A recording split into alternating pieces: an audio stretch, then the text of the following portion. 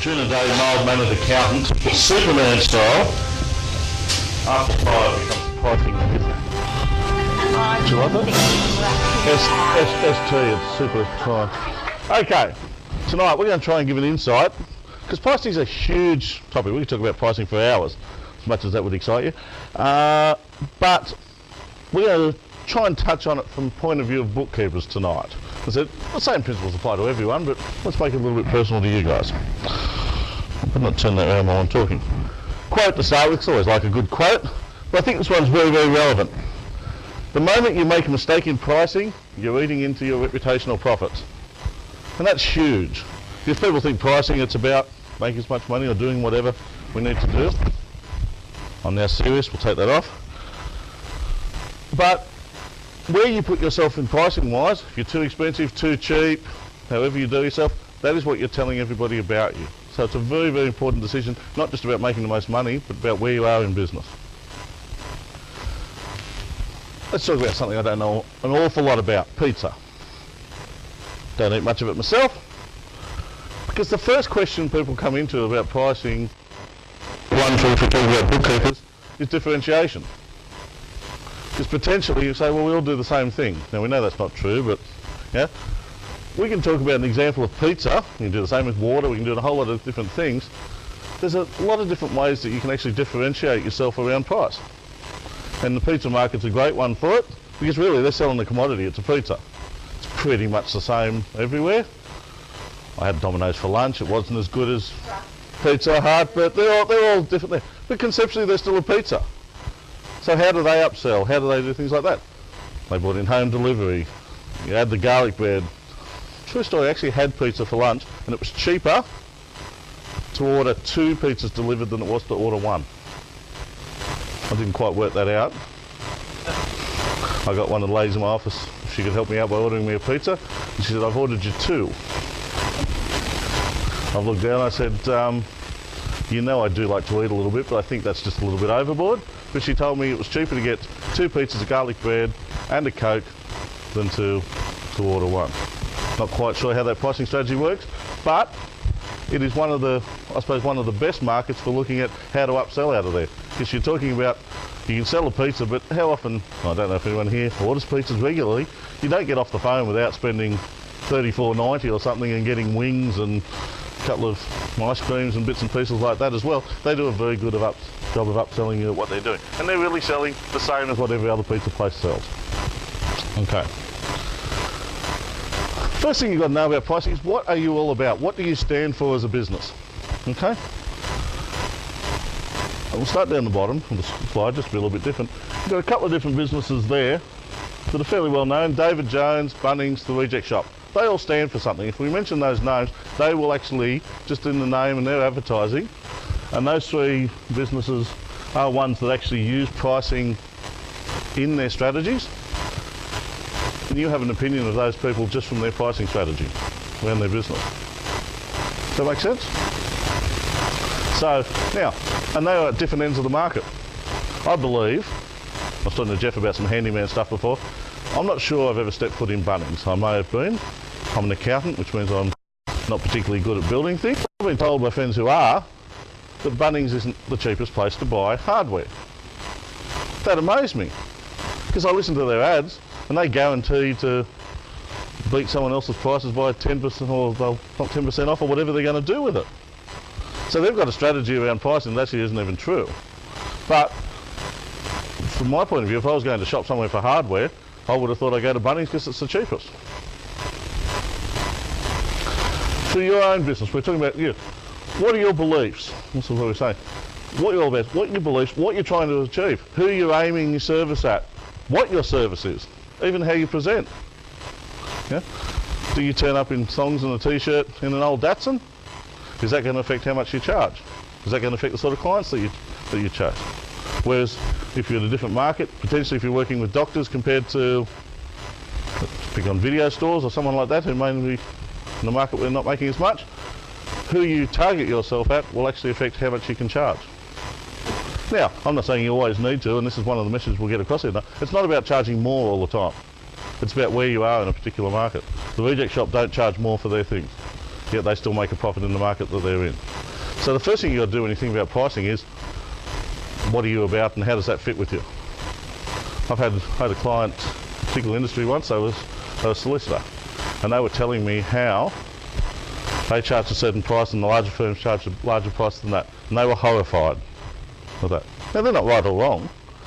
Their mindset wasn't about charging in a different price area to what they were in. So they were going to be working with particular clients, particular areas that suited their style. If they'd have tried to be in a different style, they wouldn't have worked.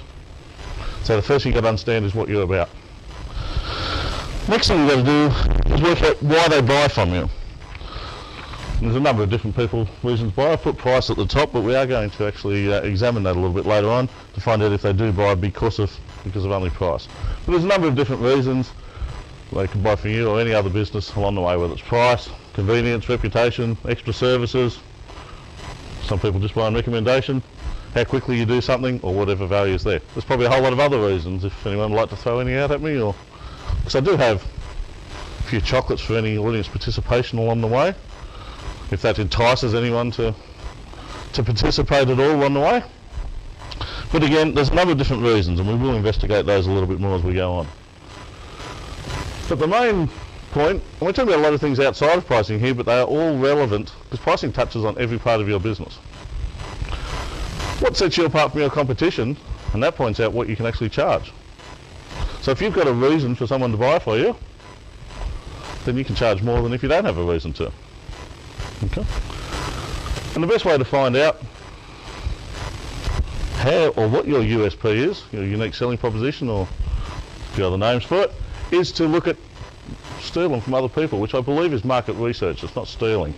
So look at other people within your industry, other people in different industries.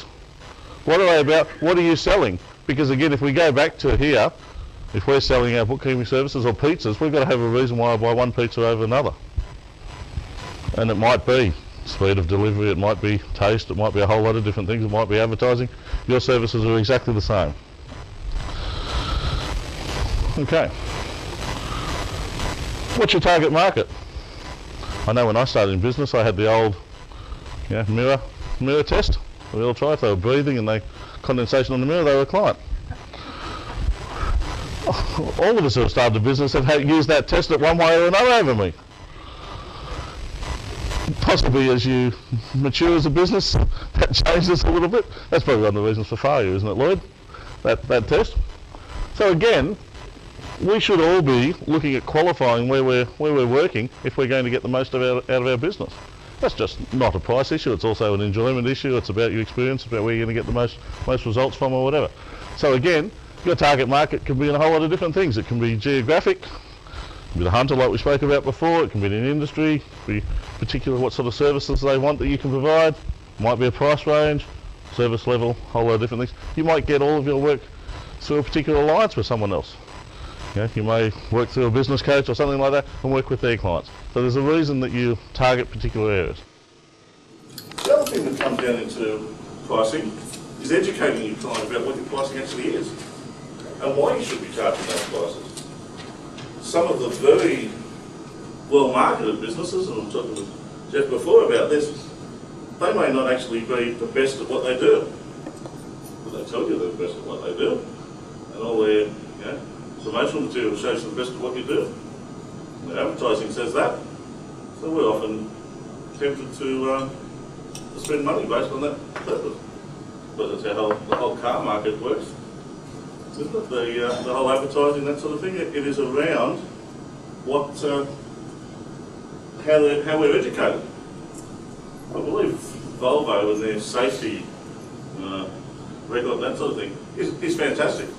But often what they actually advertise, there was apparently an advertisement, they did one, that came up and said, our cars have 243 different safety features. Apparently, in countries where they were advertising, there were 243 particular safety features that every car had to have. But they actually advertised or promoted that. They've educated the customer around what it is, so they own that particular space. But by owning that space, they then owned a unique selling proposition of being safe. Now, I'm not talking about being misleading or whatever in that, but there's a lot of things that we do that we could So people say you have periods. So the approach of how you deal with those, with your customers, even how you give them a proposal, how you deal with them or whatever. I sat down with someone the other day for a meeting, and they started, I thought we were just having a casual cup of coffee. And they said to me, if you don't mind, I did some figures up for this meeting, and they produced, came out of a folder. They put down some pages which were nicely coloured, printed out in Excel spreadsheets and that sort of thing, and said, hope you don't mind, I did these figures up for our meeting. I was a bit blown away. So I didn't expect that. I was thinking we were just sitting down having a bit of a chat. They've immediately positioned themselves in my mind as being very prepared, very professional sort of people. I then knew it was going to cost me more money than I thought it was going to. But they had positioned themselves in that market. So again, if you turn up and say, oh, yeah, probably do that for $40 an hour, it's different to if you give them maybe a glossy proposal that explains all the things, educates them once about, tells them why you should be paying maybe more than that, or paying in a different way, or whatever it might be. Well, is that how you keep in touch with them? Again, your website, your newsletter, the constant touch also reinforces value or whatever we're talking about. Okay, I did a survey for the night. Who said I didn't prepare? Did send out some of the people in the room too, so there's some biased answers there. I asked 5 particular questions. You can tell a bunch of the book they came back. Someone did, didn't they, Toyne? I asked 5 questions. Well, let's do some research, as far as bookkeepers go, about why people buy from bookkeepers. I asked them 5 questions. How would you go about finding your next bookkeeper? Most important factor in selecting that bookkeeper. How important is price? How do you know how good your bookkeeper is? And what services do you want? So there might be prizes here if we can guess. How did most people tell me that they go about finding their next bookkeeper? Word of mouth. Word of mouth. Would you believe if I told you that 88% of people said word of mouth? Yeah. So that's no great surprise to anyone. I'm going to flip to that side of the video. 33% of people actually mentioned they would ask for that referral from their accountant. Which makes me feel very nice and warm as an accountant. But if I'm really good at maths, that tells me that 55% of people wouldn't have necessarily asked their accountant. Maybe they just didn't mention it. Who knows? But what they're saying is there is a whole lot of different ways out there of people you can be connecting with to get referrals. Potentially some people would some sort of advertisement on the internet, but obviously we're getting our work by word of mouth. Now that's very, very important for some of the future questions that we've got. Keep that in mind. What's the most important factor? No, I'm asking before I forgot. What's the most important factor in selecting bookkeeper? Skills? Relationships? Yep. Trust? How much they are? Experience? Price? Fantastic. Where does price sit on our list? Number 1.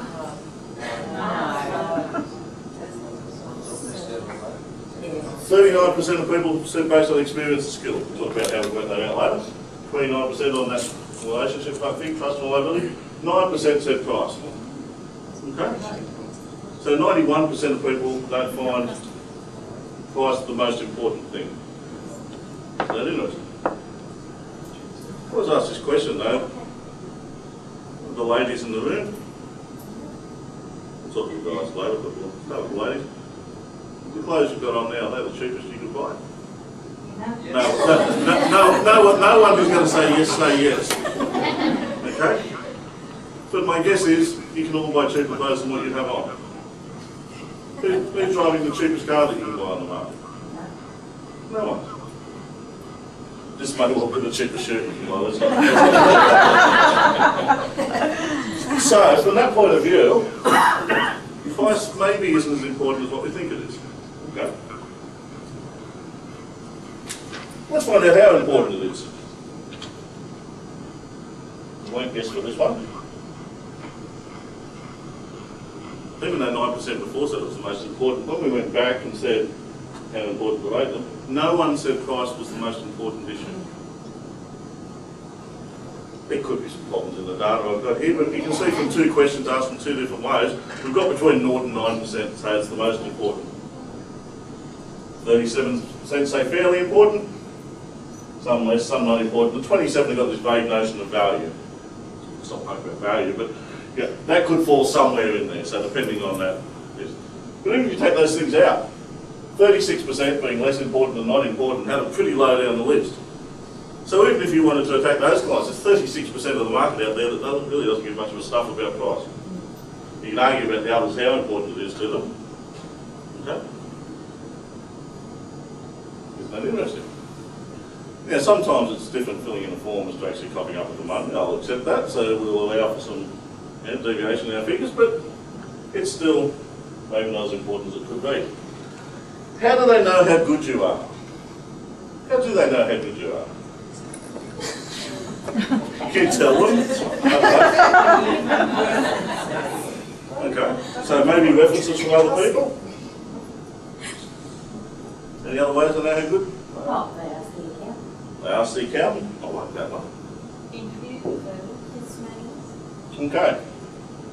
41%. They will believe. You've done well. I've been forgetting to hand out the chocolates. We'll pass them around later on. She's a favourite. 41% of them would go just off the reference. So they find, 88% of people we said would find the person from references, but 41%, almost half of those people would just believe it. They probably wouldn't even care about asking more. If Fred said they were good, then they must be good. The other 28%, which lines up with the 33% before, if the accountant says they're good, then that's fine. Same sort of thing. 79% are happy with that referral type process. 25% of your clients think they know how good you are by looking at what you do. That makes you wonder, doesn't it? And that's 3% who honestly said we've got no idea how good they do. But they turn up each week, just keep home. What services do they want from you? We've kept it to the financial point of view. Okay. 53%, or just over half of them, are happy just to do some data input in the BAS. So again, if that's your target market, fantastic, there's a big market there. If your market is about maybe doing some more, like people mentioned invoicing and payroll, another 28%, and there's 19% said they want a whole lot of other financial things as well. What's that point saying? I'm not telling you to offer any particular service. What I'm saying is there's big sections of the market that want each particular thing. So it's not about necessarily charging more, it's not about doing more service, it's not about anything. You can be about whatever you want, but you have to know what you're about and about getting that across to people, and that's probably the point that we're trying to make here. Any questions at this point in time? I do have a little bit more to go, so I get too sad that we're going to stop at this stage. Any questions or thoughts on what I've said so far? This jockey's on offer if anyone wants to throw anything out there. It was either good or really bad. I might take it, it's really good. Okay. That brings me down to one of the many laws of pricing. Okay? I don't know where the laws come from, but we've made it up, so they're there. The customer rarely takes the cheapest option. They do sometimes, and in some markets they certainly do. But they don't need to if you don't want them to.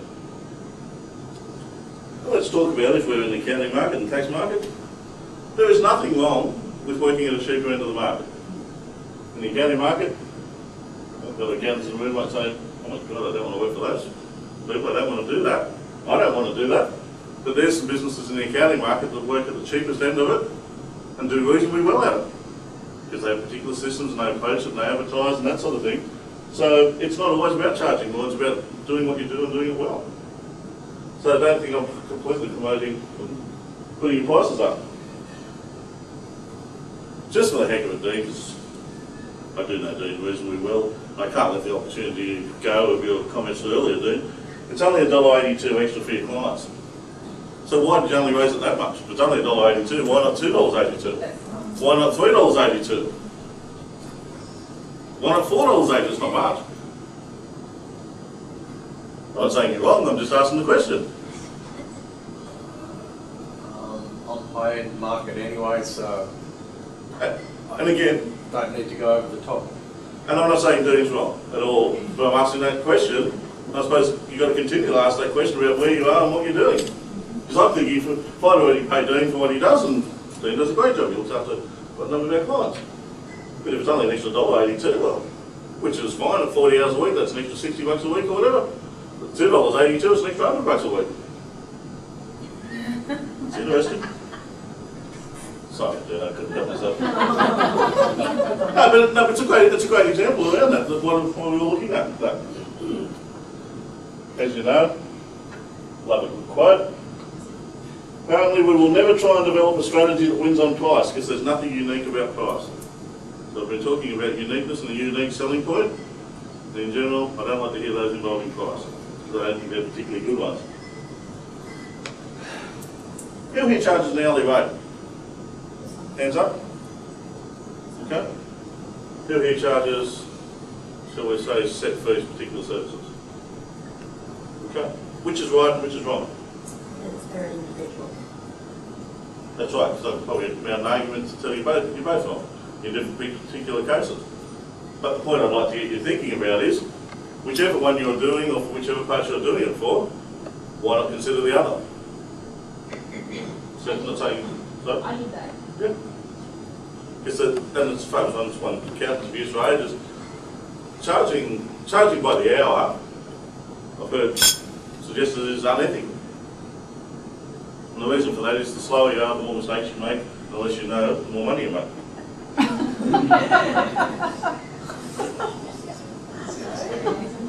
Some accountants charge for 6-minute increments and all that sort of thing.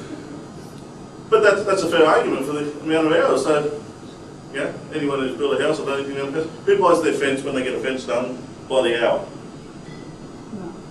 So you say, I want a fence, and I say that'll be 65 bucks an hour. No one. You want to know what it costs. Would that be better for your clients? Would it be better for you to buy your service on a set amount per basis? So I'm going to do your bass and it is going to cost you, this is probably some of you working on those things, I'm going to offer you that service for $500. If I can do it in an hour, great. If it takes me 25, we take all the risk out for the client. Something to think about. When you go the other way, sometimes the problems come when you do a set amount, you sometimes miss out because it takes longer and there's problems with the job and that sort of thing. So maybe the same thing, there's good and bad in both. What I'm here tonight is to try and, I suppose, get you to question what you're about and how you do that sort of thing. That's why I had a bit of fun with it. He might be right, he might be wrong, but I think if we're not questioning, if we're not finding out why we're doing these things, then we might be doing ourselves a disservice. So I'm going to set you some homework. What is it that you offer that makes you different to your competitors? Because if you can find that out, you know, this might not be the secret to all wealth or whatever, it's a pretty important thing in your business. Because if you can offer that, then your price becomes a whole lot less important. You know? People who buy BMWs, and I'm not against them, whatever they may be, they're not worried about the price. They're worried about what they get. BMW sells something different. I heard an ad, and I can't remember for the sake of what it is. I did write it on Twitter at the time, but we'll get to Twitter later. Mercedes had a tagline on one of their ads, and it was absolutely incredible around that sort of thing. I might try and look up before I finish doing that. And what it was the best positioning statement I'd heard in ages about why you'd want to buy a Mercedes. And it had nothing to do with price. If you can unlock that in your business, because we are selling, from our customers' point of view, potentially a commodity, and it's a bit like accountants and solicitors, bookkeepers, our clients see us as commodities in a certain way. If we can give them a compelling reason why we're not a commodity and why we're more valuable to them, then that's the ability for us to do as much work as we want and potentially at a much higher price than what we do for now. So if you can actually tell me something there, and I don't want to hear words like, I give really great service and all that sort of thing, they're probably the killers of those things, but if you can give me a real compelling reason, and particularly one that no one else can give, then you have the secret to whatever you want. So that might be something you can throw out. I'm happy if you want to shoot me an email or do something like that, because there's a number of ways you can contact me to at least throw those around, and you can email me. We do have a website now. Very It's not very good. exciting, but it is a website nonetheless. Very good. And you can even follow us. We've been starting to play on Twitter and that sort of thing under Lime Accountants or Pricing Wizard. if you want to hear some absolute gems of thought. Very funny. We went away on holidays to the Gold Coast, just for a change. One of my many holidays a year to the Gold Coast. We went up to Australia Zoo, the Steve Irwin Zoo, and turned up there, and they had a great thing, but I didn't know how much it cost to go to the zoo, so it didn't matter, whatever they told me, because it's 2 hours up, whatever, all their stuff doesn't have a price on it. I didn't really care whether they were taking kids. Got there and it was, whatever it was, 150, 160 bucks for the family or whatever. So I got on Twitter, walked through the gates, I got on Twitter, I thought, this is fantastic, this is almost captive market pricing. They don't tell you the price on it until you get there, and therefore you pay whatever you do there. They were great as well. They charged you you could pay an extra $5 a person, and you got to tour their animal hospital, which they had there anyway going, and just meant you could walk through and look in the windows, and that was another $5. They did all these great pricing things. And I was actually thought I was getting a rap saying, the way they price is great, they do this, that and the other. One of the blokes who worked there was also a Twitter person, and when I put Australia Zoo, it came up in his Twitter thing, he was searching and that sort of thing. Well, I got a little bit of abuse from him, because he thought that was terrible, and I was like, because I sort of said, maybe this is a new form of pricing, captive pricing. Once I got 2 hours out of there for the day with the kids, I wasn't going to say, no, that's too expensive, we won't go. I wasn't complaining, I said it was not a bad way to make a buck. Well, I got a little bit of abuse from him about picking on him. He said, it's on the bloody website, it's this, that and the other, you should have known, there's no excuses, mate, and blah, blah, blah, blah, blah. Wow. And I went back to him and said, look, didn't mean to be harsh, but maybe you should consider that not everyone on holidays actually has the web with them, but I didn't hear back from him. But so sometimes need to be a little bit careful what you say on those things. But if you'd like to follow some words of wisdom from us, then feel free to communicate there. If you want to have a go at the homework and come up with a unique selling point or do something like that, I'm more than happy if you want to shoot that through and maybe get some thoughts on that, or you can play around with it maybe one of the following meetings or something like that. I think it's a great way for you to differentiate yourself from the other people in the market. Have a good day.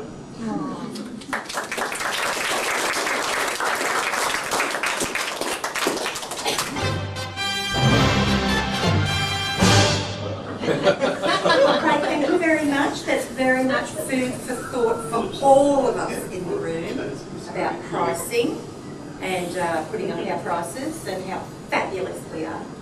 So thank you. Thank you very much.